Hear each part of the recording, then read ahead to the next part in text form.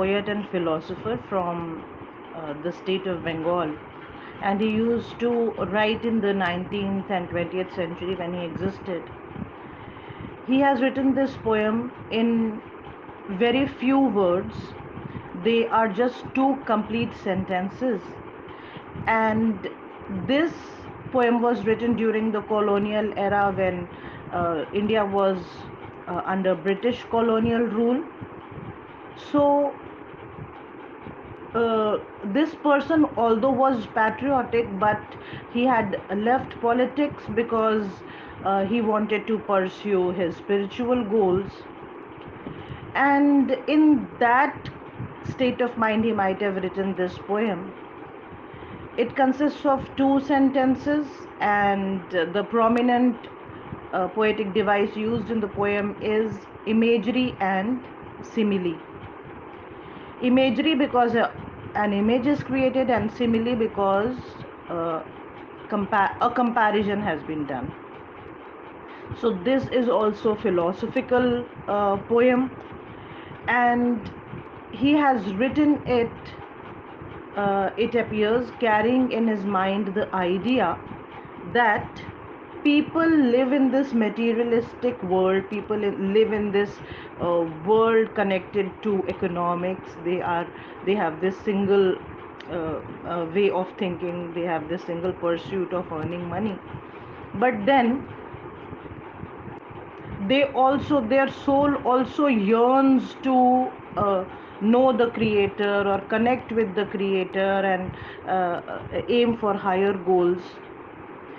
So we can say that in the first sentence, Aurobindo paints the picture of a tree which is growing at the edge of the river, and its branches are extending upwards towards the sky, towards some kind of height.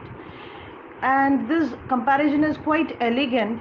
He says that that the tree is earthbound. Earthbound means that it is stuck to the earth, but its topmost boughs try to, like, they expand their horizon in such a manner that they try to reach the sky. So the comparison is with man. Man is also earthbound. दुनियावी चीज़ों से वो जुड़ा रहता है हमेशा, रिश्ते नातों से, एग्जिस्टेंस से, जीना कैसे है, नौकरी वोकरी से. So the man is also earth bound, but he's trying to reach the sky with fingers, like he's trying to extend himself, stretch himself to reach the sky.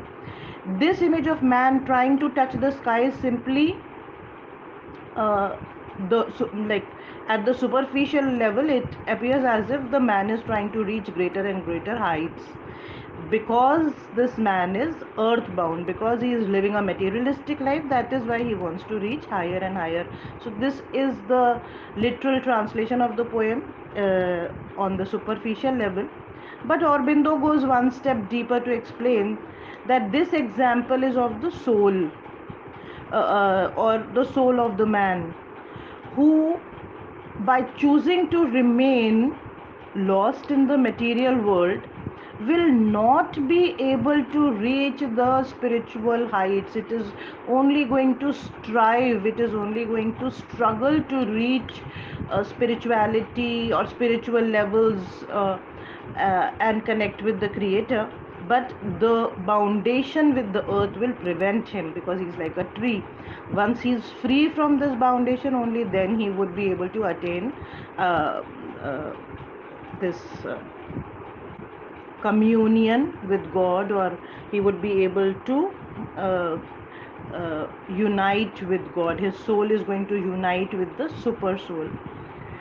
So we should not choose to remain lost in the material world, and we should try to reach the levels of enlightenment by freeing ourselves from the foundations of the earth. Man is driven by ego. He is hungry for the earth. He is hungry for more. Whatever gives him pleasure, he wants that more. Once we relinquish that pleasure, or body consciousness, or ego consciousness, or foundation with the materialism things, materialism, then only we would be able to attain self realization. So this poem is in simple rhyme, and the words beach and reach, they rhyme with each other. Brain and detain rhyme with each other, and it is emotional also, it is philosophical, it is didactic. Didactic means it has something to teach us, and it has got a humble message for the humankind.